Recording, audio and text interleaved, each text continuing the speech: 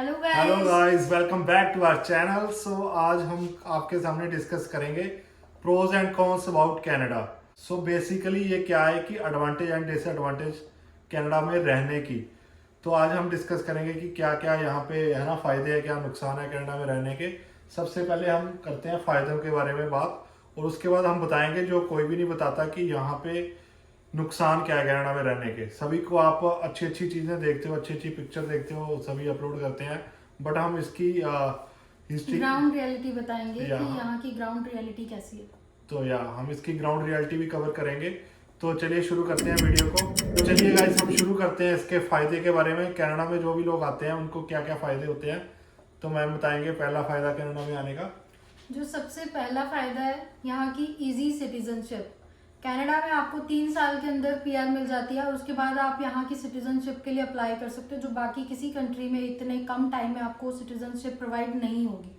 तो सबसे बड़ा चार्म कनाडा में आने का यही है कि यहाँ पे आपको जो सिटीजनशिप है वो बहुत जल्दी मिल जाती है। तो बेसिकली मैम का कहना है कि स्टेबल लाइफ है, मतलब ग्रोथ भी सही है, और यहाँ पे आप स्टेबल भी कर सकते हो जल्दी से जल्दी, मतलब 4-5 साल में आप यहाँ पे सेटल हो सकते हो।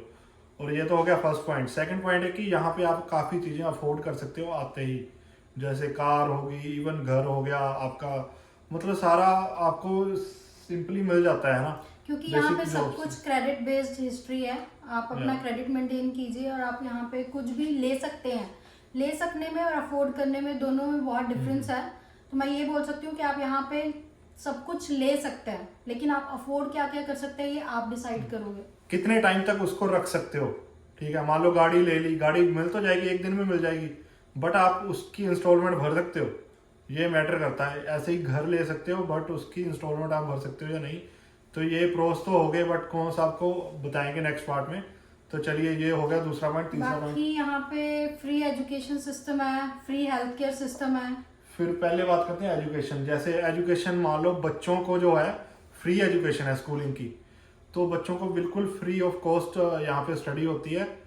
और बड़ों को भी, मतलब जो पीआर है या सिटीजन है ना, तो उनकी जो इंडिया में हम फीस भरते हैं ना, जैसे 8,000-9,000 जो पर सेमेस्टर है, सिटीजन और पीआर को सिर्फ 30% पे करना पड़ता है, जो है 2 से 3 हज़ार पर सेमेस्टर, जो कि काफ़ी फायदेमंद है स्टडी के बेस पे, यहाँ पे कनाडा में बेटर है।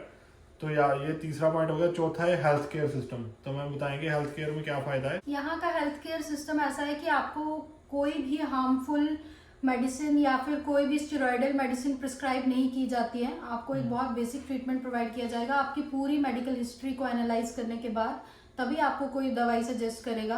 बिना किसी प्रिस्क्रिप्शन के आप यहाँ पे कोई भी दवाई ऐसे ही नहीं खरीद सकते।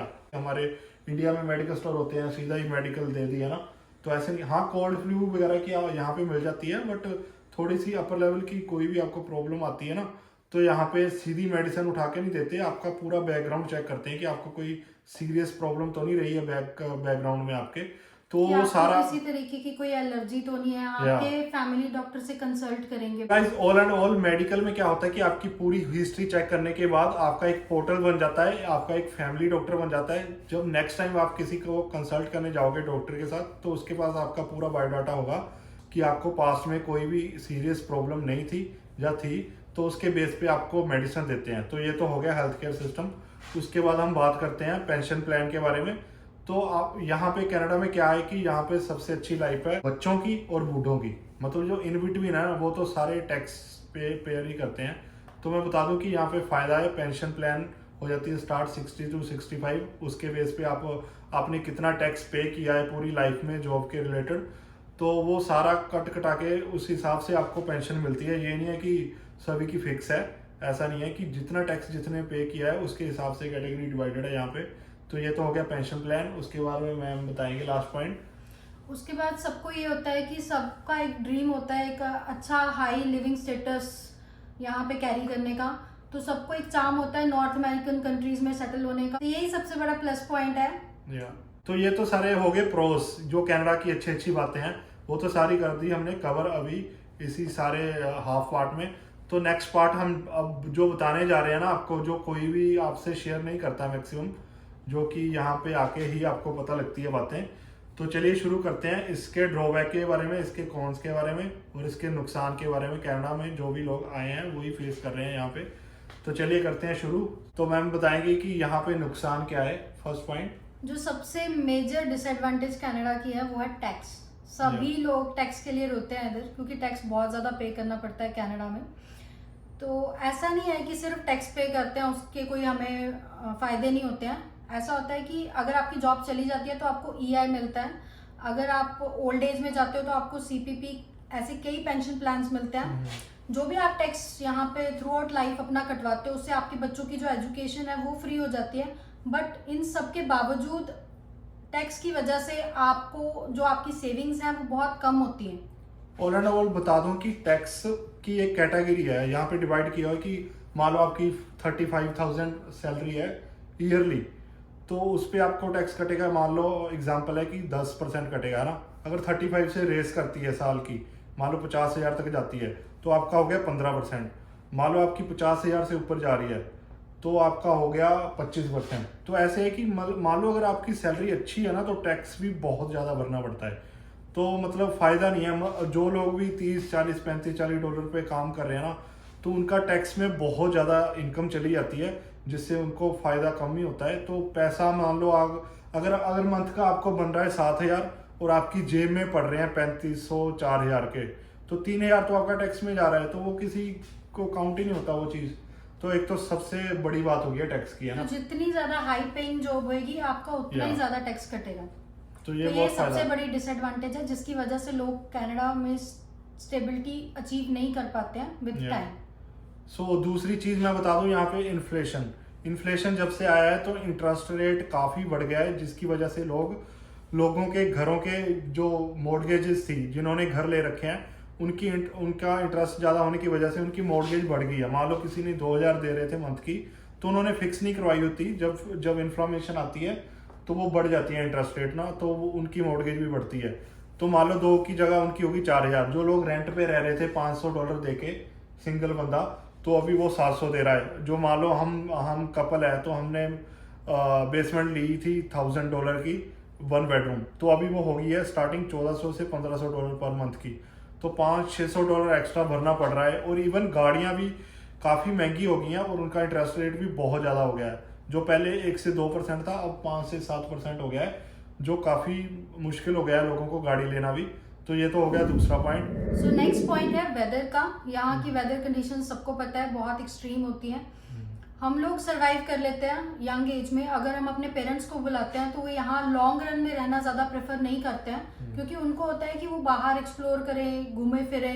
तो उनकी सेहत के हिसाब से उन्हें बाहर इतना जाना अलाउड नहीं किया जाता, तो वो एक घुटन फील करते हैं कि हमें बांध के रखा गया है, तो वो बैक होम जाना ज़्यादा प्रेफर करते हैं। लॉन्ग रन में नहीं रह सकते। थोड़े टाइम के लिए आपके पेरेंट्स आपके पास आ जाते हैं, बट ज़्यादा देर तक नहीं टिकना पसंद करते, मतलब विंटर के। तो जिसकी वजह से हमारे को इमोशनल बर्डन काफ़ी हो जाता है। हाँ, तो यही है कि विंटर यहाँ का बहुत ही बैड है। आप देख रहे हो कि अभी हम जो वीडियो शूट कर रहे हैं अंदर क्यों कर रहे हैं। सिंपल सी बात है, बाहर 6 डिग्री टेम्परेचर शो कर रहा है, बट होता -15-20 डिग्री है। हवा चलती है, स्नो पड़ी हुई है, तो मतलब बाहर निकलना इम्पॉसिबल सा ही होता है टास्क सर्दियों में। तो यही है कि मतलब वेदर, मतलब यहाँ को जो यहाँ के रहने वाले हैं उनको भी वेदर पसंद नहीं है कनाडा का। तो हमें तो क्या ही होगा जो हम इंडिया से आ रहे हैं। तो वेदर एक सबसे बड़ी डिसएडवांटेज है। किसी को भी वेदर पसंद नहीं है, एक्सीडेंट होते हैं, ठीक है, ठंड से लोग मरते हैं, वैसे कई बीमारियां होती हैं, सनलाइट नहीं आती यहाँ पे। तो ये सारे ड्रॉबैक है यहाँ पे वेदर के, जो कि अच्छे नहीं है कनाडा के, है ना। तो यहाँ पे रहना कई लोग पसंद नहीं करते हैं, तो इन सब चीज़ों से तंग आके वो कनाडा छोड़ भी जाते हैं। इवन डिप्रेशन भी एक रीज़न बनता है सनलाइट ना होने का। तो ये वेदर काफ़ी गंदा है यहाँ का, स्किन प्रॉब्लम होती है। नेक्स्ट पॉइंट हम करेंगे हेल्थ केयर पे। तो हेल्थ केयर पे गाइस ये है कि यहाँ पे हेल्थ केयर सिस्टम सही था अभी तक, बट पिछले 2-3 साल से गाइस बहुत ही बेकार हो गया है। पहले तो ये टॉप 10-20 में आता था कंट्रियों में, बट अभी क्या हो गया कि जैसे जैसे इमिग्रेंट आ रहे हैं, बहुत ज़्यादा लोग आ रहे हैं, तो एक तो इनके पास बेड फैसिलिटी कम हो गई है, डॉक्टर बहुत कम है, नर्सेज बहुत कम है ना। तो अगर आप किसी स्पेशलिस्ट के लिए अपॉइंटमेंट बुक करते हो ना, तो आपको 6-6 मंथ की वेटिंग लाइन है यहाँ पे।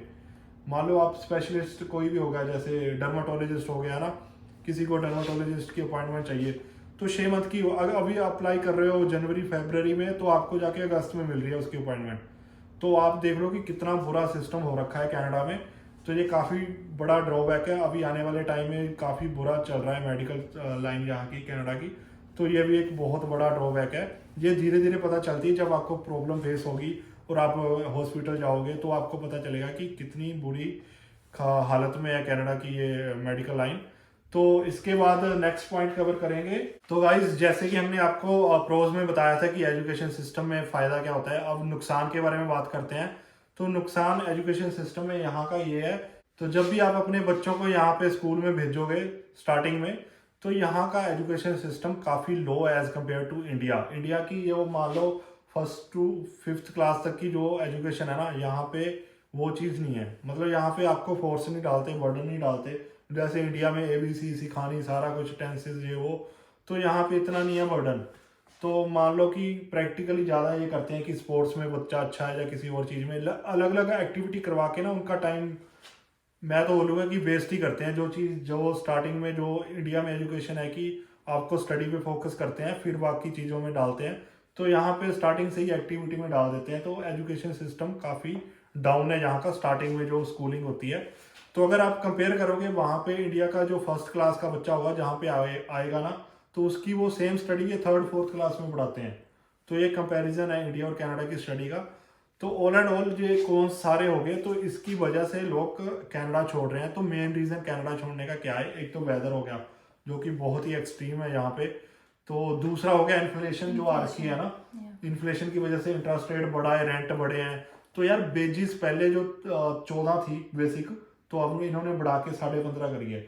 मान लो $1.5 बढ़ाया इन्होंने और रेंट कर दिया आप लोगों ने $500 एक्स्ट्रा, तो $1.5 थोड़ी कवर करेगा $500-600 मंथली। मान लो आपको कितना घंटे का कितना फर्क पड़ जाएगा, तो $1.5 से आप 500-600 कवर नहीं कर सकते। प्लस आपने गाड़ी रखी है, इंश्योरेंस बढ़ गई आपकी, आपका इंटरेस्ट रेट बढ़ गया है। तो ये सारी चीज़ें, इवन ग्रोसरी डबल ट्रिपल हो गई है, वो तो हमने कवर नहीं करा। ग्रोसरी भी एक पॉइंट है यहाँ पे। ग्रोसरी पहले जो $100 की होती थी एक बंदे की, अब $250 की हो गई है मिनिमम। अगर आप बहुत ही कम लेके आते हो रिक्वायरमेंट के हिसाब से, तो वो 250 आराम से है। अगर आप एक्स्ट्रा लेते हो कोई चीज़ें खाने के लिए स्पेसिफिक, तो उसकी अलग से है। बट $500 तो 2 बंदों के आराम से हो गई है ग्रोसरी। तो ये भी एक बहुत बड़ा रीज़न है। तो मतलब पूरा एक्सपेंस निकाल के जो बंदे के पास सेविंग बचती है वो जीरो है आज के टाइम में यहाँ पे, क्योंकि जो मिनिमम वेज है वो उसको बैलेंस नहीं कर पा रही है ना, जो इन्फ्लेशन अभी तक आ रखा है। तो इसकी वजह से कनाडा बहुत से लोग छोड़ रहे हैं। और मेन रीज़न छोड़ने का उनका, वो लोग छोड़ रहे हैं जो इंडिया में सेटल भी थे, जो इंडिया में अच्छा कमा रहे थे। मान लो 1 लाख कमा रहे थे, उनका 70-80 सेव हो रहा था। अब सेम ही चीज़ वो यहाँ पे आके लाख की जगह 1.5 लाख कमा रहे हैं और उनका खर्चा भी 1.5 लाख हो रहा है। तो उनकी जेब में तो कुछ नहीं बच रहा। और वो मतलब और वो 25-30 लाख लगा के इंडिया से आए हैं, लगा के आप फैमिली से दूर रह रहे हो। ठीक है, एक तो आप फैमिली से दूर रह रहे हो, दूसरा आपके पास सेविंग नहीं है, तीसरा आपकी इनकम बहुत मतलब कंपैरिजन में काफ़ी ज़्यादा नहीं है ना। 1 लाख वहाँ पे कमा रहे हो, 1.5 लाख 2 लाख यहाँ कमा रहे हो, तो आपकी जेब में तो उतना नहीं सेव हो रहा है। तो ये गाइस ये सब रीज़न है यहाँ पे कनाडा छोड़ने के। तो जो तो लोग इंडिया में सेटल नहीं थे, जो लोग जीरो से स्टार्ट कर रहे हैं, उनके लिए तो बेटर है। जो लोग इंडिया से सेटल यहाँ पे मूव हो रहे हैं, वो लोग वापस भी जा रहे हैं इनकी वजह से कि फैमिली छोड़ रखी है, तो हमारे पास तो बच तो रहा नहीं कुछ भी। तो ये रीज़न है गाइस। तो ये सारी पॉइंट हमने कवर करे हैं आपको। तो आई होप कि आपको ये सब पॉइंट कवर करने के बाद आपकी भी आंखें खुली होंगी कि यहाँ पे अच्छी चीज़ें तो सब बताते हैं, बट यहाँ की बुरी चीज़ें तो कोई कोई कवर करते हैं।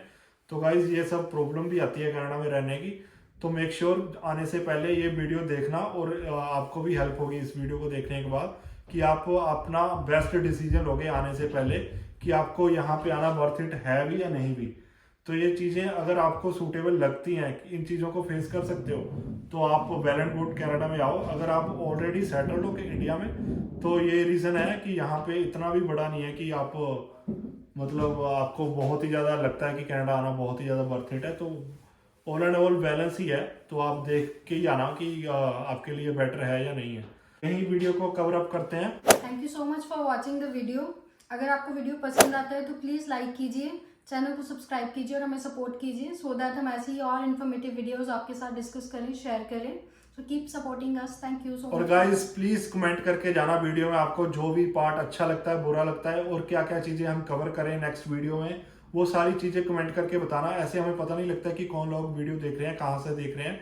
तो अपना एरिया मेंशन जरूर करना, कौन से एरिया से आप देख रहे हो वीडियो को।